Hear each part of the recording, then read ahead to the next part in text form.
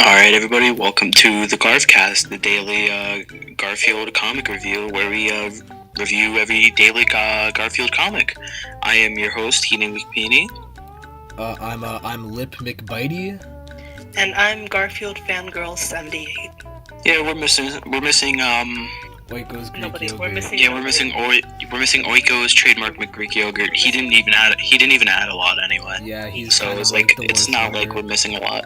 Nobody's Alright. nobody. Anyway, yeah. for our blind people and maybe deaf, I don't know if they could hear this, but as you can see, it's another Garfield comic. You can see an envelope saying "ow," and then it says paper cut, and then it says "get it," like in a question mark, and then Garfield, looking disappointed as always, says "don't quit the day job." A lot to unpack here.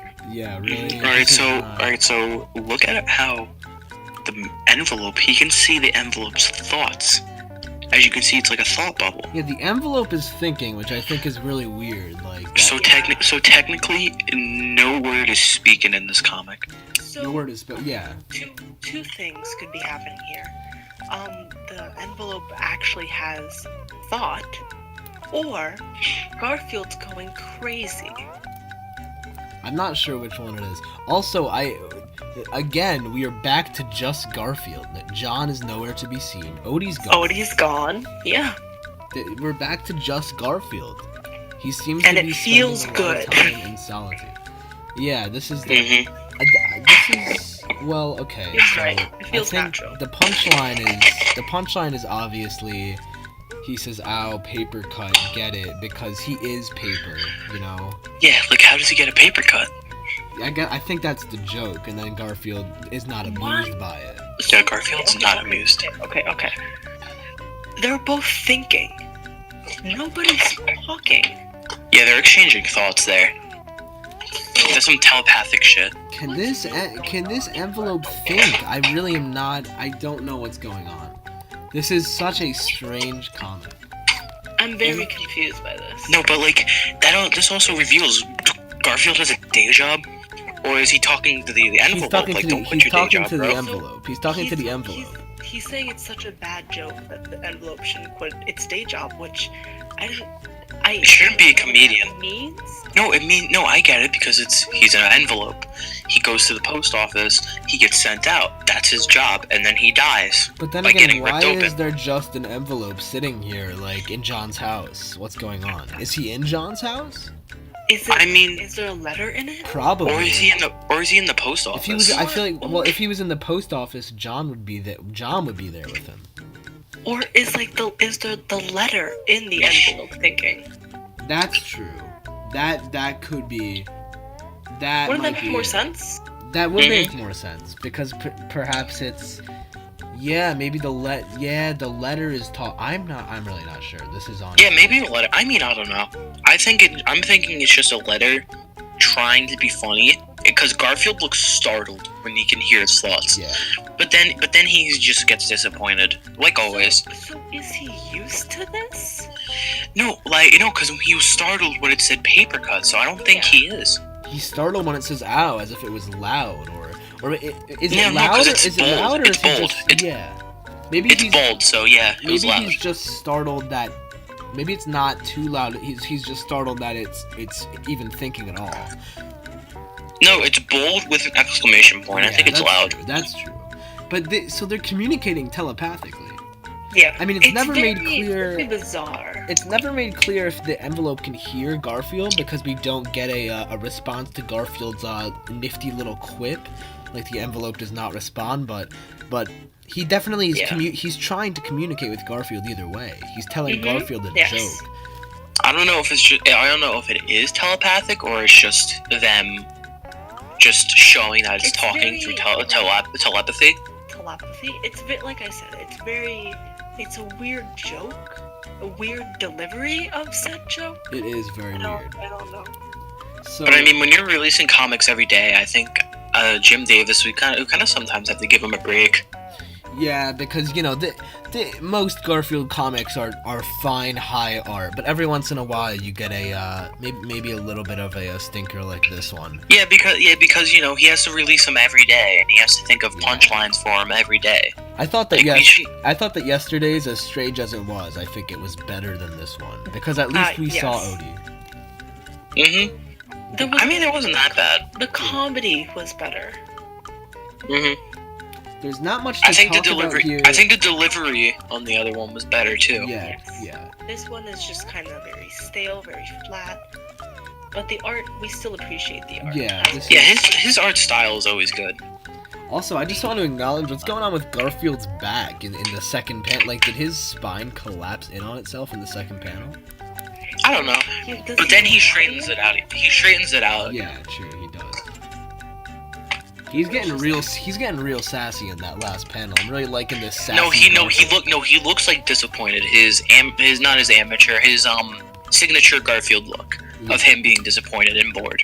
Yeah.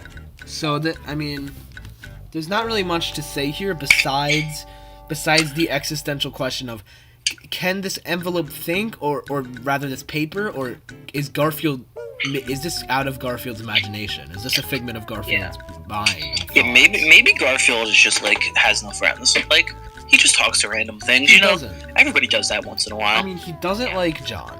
He doesn't like Odie.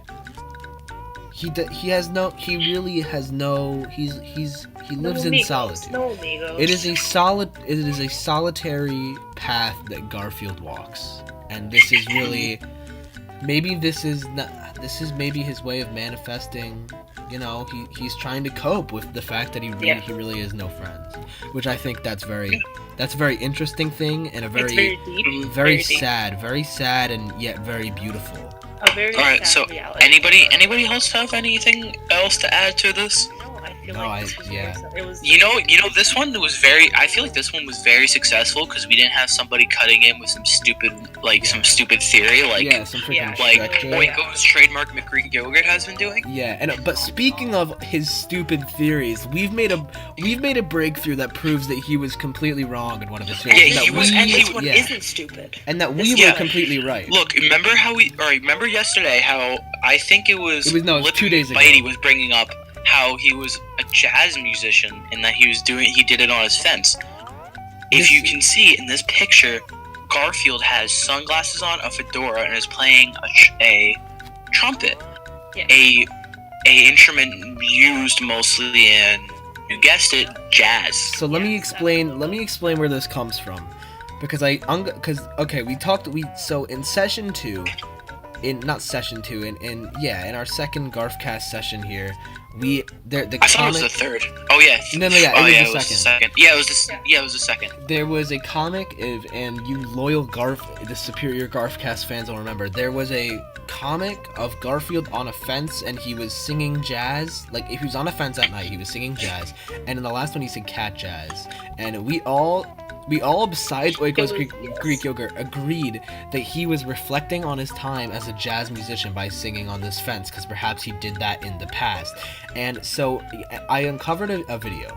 It's in the early 80s, I believe. There was a cartoon called Garfield and Friends. It was a TV adaptation of the Garfield comics, and there was an episode called the Garfield Rap, which is, I mean, maybe some of the finest music of it. I'd put it perhaps up the like with the level of Bach here. This beautiful Garfield rap, and in the middle of it, he goes on this fence, as you can see, at night.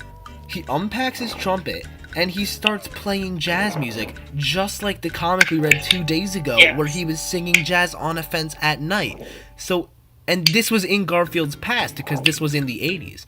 And so this is really, I think, we disproved Oiko's trademark Greek yogurt, because what he said was Garfield was reflecting on his past life, that he was supposedly on a stage, which was the fence. He was going way too much into it. Yeah. I cut him off before he said rightfully so. anything more Rightfully stupid. so. Yeah, because I he didn't was want wrong. him to embarrass himself. I was just trying to help him out there. Trying to help So out a friend. this is a breakthrough. This shows that we at the Garfcast, this proves that we have a level of understanding and knowledge of Garfield that we are on fans another of wavelength of Garfield. Garfield. I would say we really understand Garfield. We really know what we're Yeah, talking yeah. about. So I'm very excited. I'm very We're not excited. Very, your very for this excited. We're not podcast. your average. Yeah, we're not your average Fans. Garfield fans. So yeah, this was great. This is fantastic, and I feel like this shows that Jim Davis is definitely knows about the lore, and he's trying to build Yes. on it. Which always makes us happy. Because I think that comic we read 2 days ago was definitely a callback to this very frame. And by the way, absolutely. if you have not Absolutely. listened to the Garfield rap, please do. It is beautiful. It is great. And yeah, that's about it. Very So we have nothing else to really add about this Yeah. specific day. So I would say we wrap up the podcast here. Yeah. All right. All right. that's So it. I would say this is the end, and this is the Garfcast. The Garfcast. Yeah. This Yeah, and has just been the remember to Garfcast. always read Garfield. Yeah, always read Always. Garfield. Always read.